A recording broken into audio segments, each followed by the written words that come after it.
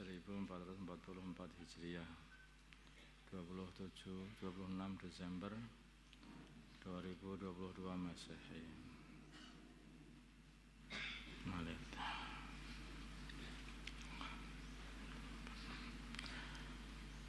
Masalah tahun baru 1 Januari.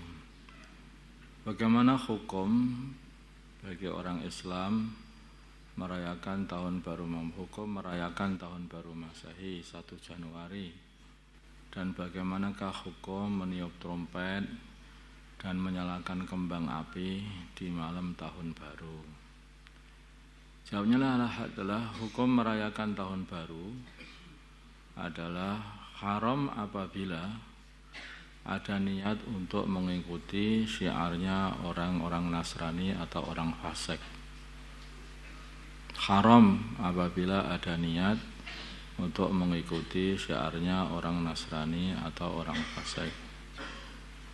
Dan haram juga jika dalam peringatan tersebut dilakukan acara khas orang Nasrani atau orang fasik, seperti acara meniup trompet, menyalakan kembang api, mengenakan topi khas, topi Sinterklas mungkin, yang merupakan ciri khas mereka, topi khusus mereka, karena itu adalah tahun barunya orang Nasrani.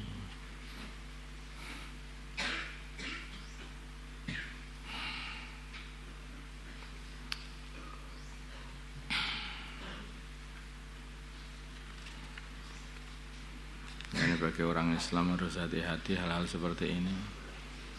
Kadang-kadang ya hanya karena sedikit perkara yang kita anggap perkara yang remeh,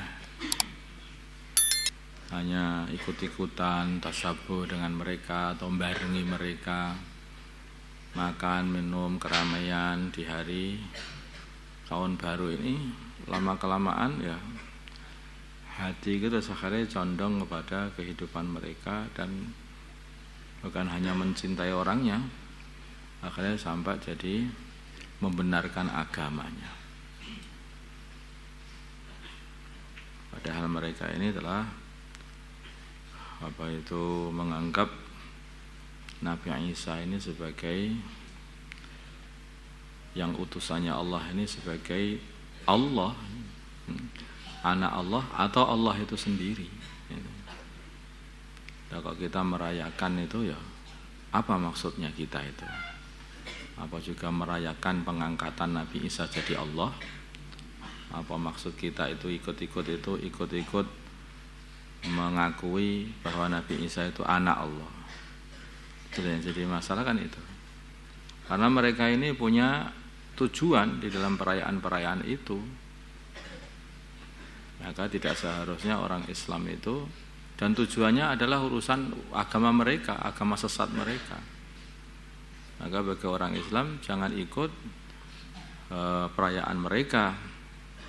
Kalaupun kita tidak tahu pun,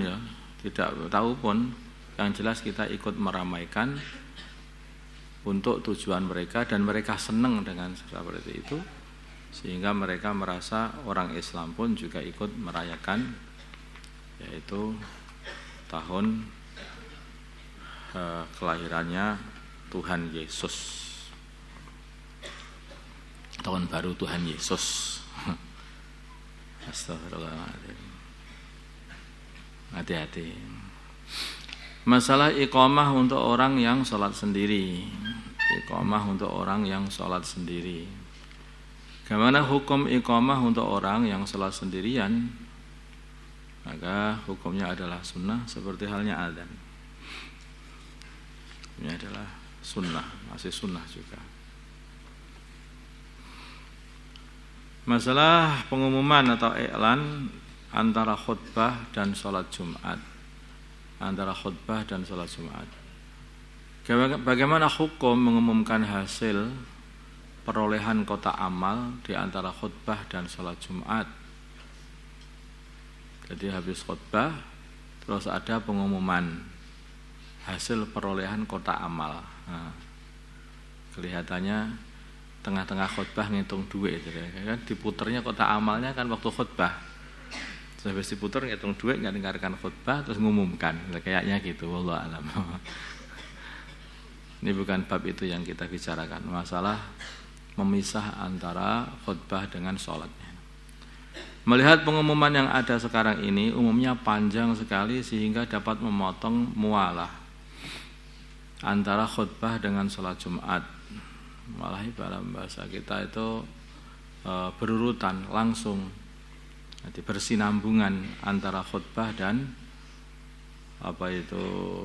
sholat itu harus bersinambungan, tidak boleh ada fasil atau pemisah.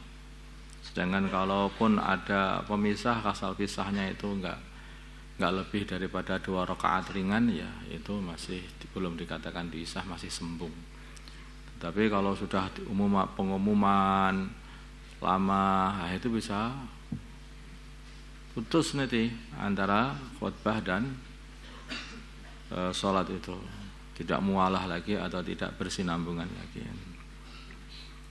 Maka sebaiknya pengumuman tersebut dikerjakan sebelum khutbah saja atau setelah selesai sholat, atau setelah selesai sholat, khutbah atau setelah selesai sholat. Habis sholat umumkan kan juga bisa, atau sebelum khutbah diumumkan juga bisa. Catatan, jarak pemisah yang dianggap dapat memotong mualah atau bersinambungan adalah seukuran 2 rakaat sholat yang cepat, yaitu katanya si yang nulis ini, nggak tahu ini dari mana ini, 2 atau 3 menit katanya 2 rakaat. Ya cukup nggak? Selesai. Ya rakaat cepat lah, dikira-kira sendiri. Uruf saja sebetulnya ini. 2 rakaat yang cepat. 2 rakaat cepat seperti kemarin itu yang dibuat oleh baginda Nabi sallallahu alaihi wasallam.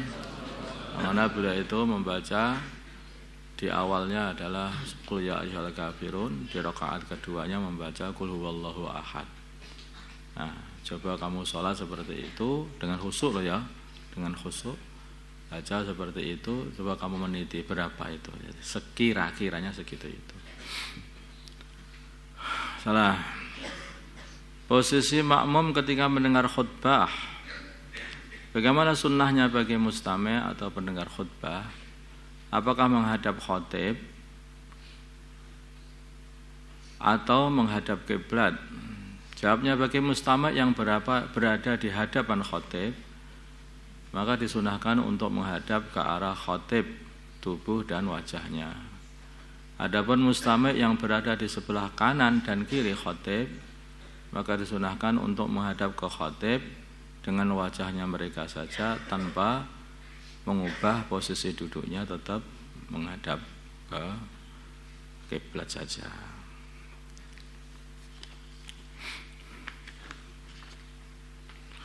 Allahumma shalli ala sayyidina Muhammad wa ala sayyidina Muhammad sallallahu ala sayyidina Ibrahim wa ala sayyidina Ibrahim wa ala sayyidina Muhammad wa ala Allahumma arham sayyidina Muhammad wa ala sayyidina Muhammad ألف بين قلوبهم ومد سيدنا محمد اللهم انصر ومد سيدنا محمد اللهم انصر سلطانا نصيرا صلى الله على سيدنا محمد النبي الأمي وعلى آله وصحبه الحمد لله.